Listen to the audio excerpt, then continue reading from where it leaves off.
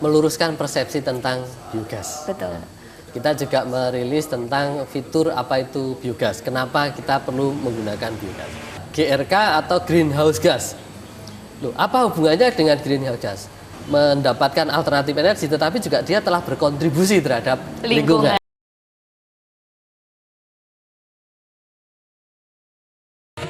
Mari maju bersama Teras Jogja, semangat bersama Teras Jogja.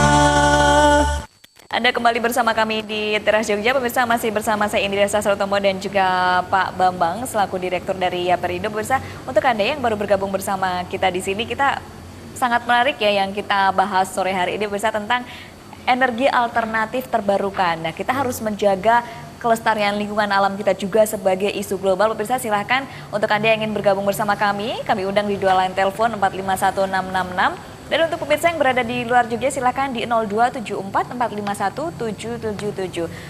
Berbicara tentang kelestarian alam, Bapak, sebenarnya kita tuh juga sebagai masyarakat pengen menggunakan biogas seperti itu, ingin menggunakan energi alternatif terbarukan. Cuma permasalahannya mungkin masyarakat banyak yang belum teredukasi, jadi taunya tuh yang itu saja seperti itu. Nah, bagaimana cara mendapatkannya dan bagaimana juga dengan kualitas dari biogas tersebut?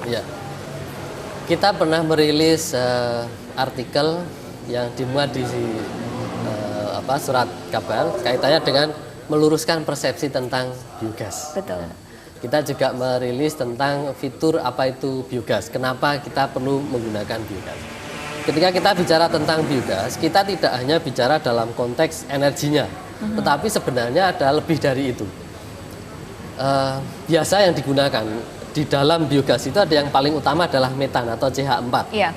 Nah, CH4 atau metan ini yang dihasilkan dari fermentasi, apakah itu langsung dari feses atau kotoran ternak, apakah dari pembusukan material-material tanaman, ini kalau dilepas karena berubah gas ke udara, ke atmosfer, ini bisa menyebabkan, kalau di dalam bahasa Inggrisnya, harm to environment, atau menyebabkan satu yang bisa membahayakan lingkungan dalam tanda kutip. Betul. Yang kemudian orang menghubungkan dengan yang namanya global warming atau pemanasan global. Kenapa? Karena metan ini menjadi salah satu gas rumah kaca, GRK atau greenhouse gas. Loh, apa hubungannya dengan greenhouse gas? Efek rumah kaca atau karena efek rumah kaca itu kan dia akan ketika ada sinar, panasnya itu akan dipantulkan kembali ke atmosfer. Nah, ini panas yang ditimbulkan atau yang dipantulkan oleh gas metan ini dibanding dengan karbon dioksida ini bisa berlipat. Kalau terhadap nitrogen oksida itu bisa 21 kali lipat N2O. Kalau terhadap karbon dioksida bisa 70 kali lipat panasnya. Nah, sementara kita ini sekarang kalau bicara greenhouse gas atau efek rumah kaca, gas rumah kaca, kita kan hanya bicara karbon dioksida. Kita hanya bicara menurunkan karbon dioksida karena bisa diserap dengan tanaman. Nah, kalau yang metan yang 70 kali lipat, ini bisa dihilangkan sebenarnya efeknya dengan tadi. Kita lokalisir di dalam biodigester, dibakar, pol-pol atau mentok-mentoknya ketika dibakar kan menjadi karbon, tidak metan lagi. Karena kalau metan kekuatannya 70 kali lipat dari karbon dioksida, jauh lebih bahaya. Jadi artinya 1 metan itu sama dengan 70 karbon. Nah, kan luar biasa. Perbandingannya oleh karena itu kalau seorang yang dia telah membuat biogas itu tidak sekedar dia mendapatkan efisiensi energi atau dia juga tidak sekedar mendapatkan alternatif energi, tetapi juga dia telah berkontribusi terhadap lingkungan. Ya, dengan efek rumah kaca. Kalau menurut data dari data dari karbon dioksida saja, data dari tahun 90 sampai tahun 2000 itu peningkatannya luar biasa, itu karbon saja. 1.400 ton per tahun menjadi 2.900 ton per tahun, ini baru karbon. Nah, kalau ini ditambah dengan metan kan bisa menjadi lebih banyak lagi ya, apalagi efeknya, kita bicara efeknya tentu menjadi luar biasa. Padahal metan ini bisa dihasilkan tadi oleh kotoran ternak. Bisa juga oleh sampah. Mungkin nanti Bu Dr. Siti Samsiah bisa menyampaikan tentang metan yang dari sampah. Beliau membuat bioreaktor dari sampah, itu bisa dieksplor lebih lanjut. Iya, banyak hal yang bisa kita eksplor ini tentang energi terbarukan pemirsa, dan selain Pak Bambang juga sudah hadir bersama kita di sini. Ini kalau Pak Bambang tadi luar biasa ya tentang energi terbarukan. Ini juga beliau ini juga Iya. tentang energi terbarukan juga akan berbicara banyak hal juga. Langsung saya undang Dr. Siti Samsiah MSc selaku dosen Fakultas Teknik Kimia Universitas Gadjah Mada. Selamat sore Ibu. Dipakai dulu clip on-nya Ibu. Iya, kita di sini pemirsa memang membahas tentang energi terbarukan, dan bersama narasumber kita yang luar biasa kami mengundang Anda lagi untuk berdiskusi dan bersama-sama juga untuk bagaimana kita memikirkan masa depan anak cucu kita nanti seperti itu, kemudian kita bisa menjaga kelestarian lingkungan kita. Baik, Ibu Siti Samsiah, saya panggilnya Ibu Siti. Iya, ini selaku dosen Fakultas Teknik Kimia dari Universitas Gadjah Mada, menanggapi isu-isu tentang energi, Bu, di secara global sendiri. Ini kan energi juga semakin menipis seperti itu. Nah, bagaimana dari Fakultas Teknik UGM sendiri ini berkontribusi, Bu, dalam menjaga kelestarian lingkungan kita, ini khususnya tentang energi yang terbarukan. Silakan, Ibu.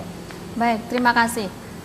Jadi kalau dari Fakultas Teknik itu ada banyak banyak studi dan juga aplikasi tentang energi terbarukan dengan berbagai macam sumber. Ya. Jadi ada yang sumber angin, ada yang air. Nah, khusus dari kelompok kami, kelompok periset yang ada di dalam grup kami itu concern atau punya perhatian pada energi yang dihasilkan dari sampah. Oke. Jadi saya kira kita sudah menyadari semua ya bahwa makin masyarakat makin maju itu sampahnya itu makin banyak. Semakin banyak, ya, bahkan TPA-nya semakin menggunung, semakin udah nggak muat lagi ya Bu Siti. Jadi informasi dari TPA Piyungan iya, yang udah nggak menampung muat lagi sampah dari tampungannya. beberapa kabupaten di Jogja, itu satu hari itu bisa 350 ton sampah. Jadi kita bayangkan dalam satu minggu itu ada berapa ribu gitu ya, kemudian dalam 1 bulan, 1 tahun itu akan menjadi gunung-gunung sampah gitu ya. Jadi kalau itu tidak difikirkan sejak sekarang, maka kita bisa hidup di dalam gunung-gunung sampah gitu ya. Nah, padahal sampah itu sebenarnya masih memiliki sumber daya, sebenarnya sumber daya yang sangat potensi. Nah, salah satunya itu bisa dijadikan sebagai sumber energi. Dan sampah itu kan komponennya bermacam-macam ya. Itu ibaratnya kalau Bapak Ibu sekalian masih ingat tentang minyak ya. Jadi minyak bumi itu kalau kita tambang dari bumi itu kan masih isinya bermacam-macam ya, tidak bisa digunakan langsung. Itu merupakan campuran yang orang saja mungkin melihat wajahnya seperti itu. Tetapi kalau itu kemudian masuk diproses, difraksinasi di dalam menjadi beberapa bagian, itu masing-masing bagiannya akan bermanfaat sekali. Nah, seperti itulah sampah ya. Sampah itu kalau masih campur aduk nggak karuan, itu ya kita tidak memiliki nilai apapun. Tetapi kalau kemudian kita bisa memilah-milah menjadi beberapa fraksi sesuai dengan karakteristiknya, maka masing-masing fraksi itu bisa digunakan untuk sesuatu yang lebih bermanfaat. Nah, salah satunya adalah energi. Jadi misalnya kalau fraksi yang memang tidak bisa busuk, itu bisa proses ya dengan menggunakan gasifikasi atau pirolisis atau bahasa sederhananya dibakar gitu ya. Tetapi tidak hanya dibakar di tempat yang terbuka, tapi dibakar di dalam sebuah reaktor, maka hasilnya itu akan menjadi energi. Kalau bahan-bahan yang dalam kelompok yang mudah busuk itu ya, itu juga bisa kita diamkan dalam beberapa hari dengan ditambah berbagai macam komponen ya, maka akan menjadi gas dan itu juga menjadi sumber energi. Nah, kami punya semacam pilot plant gitu ya, yang merupakan pengolahan ya sampah menjadi energi. Jadi khususnya sampah-sampah yang busuk, mudah busuk itu lalu dikonversi, diproses menjadi gas, lalu gasnya untuk menggerakkan generator dan menjadi listrik. Jadi intinya sampah itu bisa merupakan potensi yang luar biasa sebagai sumber energi. Jadi kalau kita hitung ya berapa banyak sampah yang dihasilkan, maka sebenarnya akan banyak sekali potensi energi yang bisa menggantikan sumber minyak yang makin lama makin habis, di samping juga isu pencemaran karena pembakaran minyak. Saya kira itu. Iya, kemudian untuk jenis-jenis sampahnya sendiri yang bisa diolah menjadi satu energi seperti itu, Bu. Kalau yang sampah plastik seperti itu bisa nggak, Bu? Atau sampah-sampah khusus yang bisa diolah lagi untuk menjadi energi terbarukan? Itu bisa ya, sebenarnya sampah apapun bisa, Sampah apapun bisa. tetapi prosesnya berbeda. Ya. Jadi kalau misalnya sampah plastik, kertas, kemudian sisa-sisa kain misalnya, itu bisa yang lebih efektif itu jika diberi semacam proses pemanasan gitu ya, kemudian akan menghasilkan gas ya, dan gas itu memiliki nilai bakar yang sangat tinggi. Tetapi kalau kelompok sampah yang misalnya daun-daunan, lalu sisa makanan, kemudian buah-buah busuk, sayur-sayuran busuk, itu diprosesnya dengan cara menambahkan mikroorganisme. Dan itu akan berproses, kemudian mungkin sudah dijelaskan oleh Pak Bambang yang terkait dengan menggunakan mikroorganisme, Iya. lalu menghasilkan gas juga, dan itu memiliki nilai bakar yang sangat tinggi yang merupakan sebenarnya gas metan tadi ya, yang sudah Iya, dijelaskan betul. sebelumnya. Iya, Pak Menteri juga sudah menjelaskan kalau misalkan kita bekerja sama dengan para peternak gitu ya, ada menggunakan teletong itu prosesnya 3 sampai 7 hari seperti itu. Kalau untuk sampah sendiri kira-kira prosesnya berapa lama Bu untuk menghasilkan Relatif lebih lama ya, kira-kira 20 hari. 20 hari. Iya. Tapi lebih baik ya daripada yang fossil fuel yang bisa Ratusan tahun. lama ratusan tahun. Jadi Ya. kita untuk memikirkan masa depan ini hanya dengan beberapa hari saja kita sudah bisa memiliki energi yang terbarukan seperti itu. Nah, kalau misalkan ingin bekerja sama seperti itu, Bu, kita juga ingin setiap individu kita ingin bekerja sama juga untuk menciptakan energi terbarukan. Nah, Betul. kita punya sampah-sampah, kita pengen membuat sampah yang ada di rumah kita itu menjadi sebuah energi seperti itu ya. Kita caranya bagaimana, Bu? Kita sendiri. Baik, jadi Kerjasamanya. memang salah satu persyaratan agar sampah itu diolah lebih lanjut itu harus terpilah-pilah. Oke. Jadi nggak mungkin kemudian bisa saja apapun adanya kemudian dibakar, tapi itu akan justru memakan energi, bukan menghasilkan energi. Harus dipilah-pilah. Jadi syaratnya adalah pemilahan yang baik. Maka memang harus kerjasama berbagai macam pihak. Kalau kami dari teknik itu lebih banyak mengurusi proses. Iya. Nah, tetapi di hulunya itu harus ada yang mengurusi tentang kesadaran masyarakat untuk bisa memilah gitu ya. Jadi pada prinsipnya semua komponen itu bisa, tetapi akan lebih efektif gitu ya jika itu diawali dengan dipilah-pilahkan, sehingga akan mudah sekali untuk memproses lebih lanjut gitu.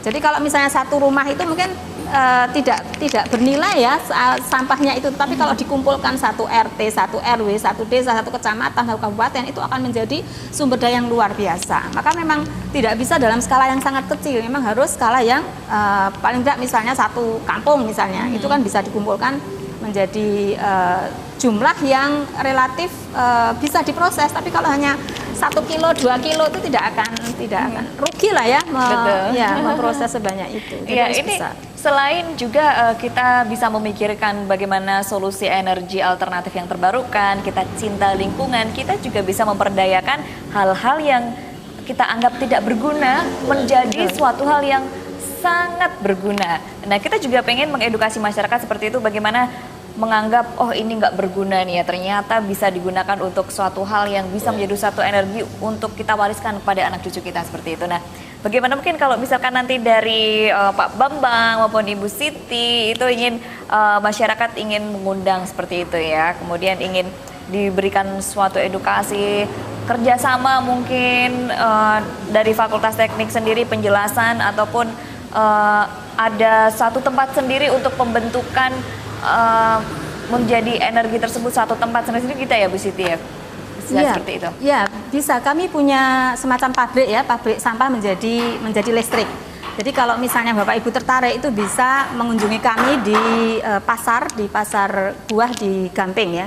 Itu kami membangun sebuah unit ya, semacam pabrik sampah-sampah buah busuk yang berasal dari pasar itu kemudian kami masukkan ke dalam reaktor gitu ya, kemudian di sana terjadi proses, lalu keluarnya gas. Lalu gas ini kita gunakan untuk menggerakkan generator dan keluarnya adalah listrik. Jadi sudah jadi sejak tahun 2011 sebenarnya itu ya unit itu sudah berjalan, dan jadi setiap malam dalam beberapa jam pasar itu yang menerangi adalah lampu yang berasal dari listrik dari sampah. Luar biasa kontribusinya. Ya, jadi sampah yang mereka hasilkan kemudian bisa digunakan untuk melistriki pasar itu sendiri. Tapi memang kami masih terus melakukan perbaikan-perbaikan agar betul-betul nantinya seluruh kebutuhan listrik yang ada di pasar itu, baik untuk lampu, kemudian untuk kulkas, TV dan sebagainya, disuplai dari sampah. Ya. Wow, luar biasa ini ternyata pemirsa bentuk kontribusinya sendiri. Kalau dari Pak Bambang dari Yaperindo sendiri, kalau misalkan ingin bekerja sama gitu seperti Ya, kita Bu Siti tadi. tahun 2010 meluncurkan yang namanya biogas 3 in 1. ya. 3 in 1 itu karena dari satu biogas itu Kalau umumnya hanya untuk kompor, kita bisa juga untuk digunakan untuk listrik dan juga untuk mesin-mesin pertanian yang lain. Hanya persoalannya kalau untuk mesin pertanian itu kan ini tidak mobile sehingga harus permanen, jadi tidak terlalu applicable. Tetapi kalau untuk listrik dan untuk kompor atau memasak, nah ini applicable karena itu kan tidak perlu mobile tapi standby. Nah, kita ada kelompok yang tadi saya sampaikan di pesisir selatan mulai dari Desa Jangkaran, kemudian Palian sampai Inglagah, itu kita ada kelompok-kelompok yang di mana di situ kita ada petani atau kelompok tani yang membangun biogas untuk sebagai sumber alternatif, setidaknya mandiri energi untuk rumah tangga. Iya, betul. Jadi dari rumah tangga harapan kita kan bisa untuk lebih banyak. Kalau untuk kaitan dengan publish ke publik, kita juga punya website, nanti di situ bisa dikunjungi website kita http://yaperindo.org. Nanti di situ ada beberapa artikel tentang Yaperindo biogas. Kita juga pernah membuat program namanya kader biogas. Jadi setiap kali kita membangun bioreaktor atau biodigester biogas, pasti ada orang baru yang kita ajak untuk membangun. Di situ ada edukasi tidak sekedar dalam aspek konstruksinya, tetapi juga aspek penjelasan. Ini loh biogas, manfaatnya ini, kenapa kita perlu biogas, supaya mereka clear, tahu apa sih reason behind. Ya, gitu. 3 in 1 ya pemirsa. Jadi kalau 3 in 1 ini nggak hanya mobil yang isinya 3 orang, tapi ini ternyata di biogas tersebut bisa untuk kompor sendiri, bahan bakarnya, kemudian untuk listrik dan juga untuk mesin pertanian. Ini luar biasa loh kontribusi dari hal-hal yang kita anggap sepele ya, tapi ternyata nggak bisa disepelekan nih pemirsa, karena bisa menghasilkan satu energi yang luar biasa untuk masa depan kita nanti. Kita masih akan membahas tentang energi terbarukan, tapi kita harus jeda iklan sebentar pemirsa, jangan kemana-mana. Teras Jogja akan segera kembali setelah pariwara yang mau lewat berikut ini. Bersama Teras Jogja.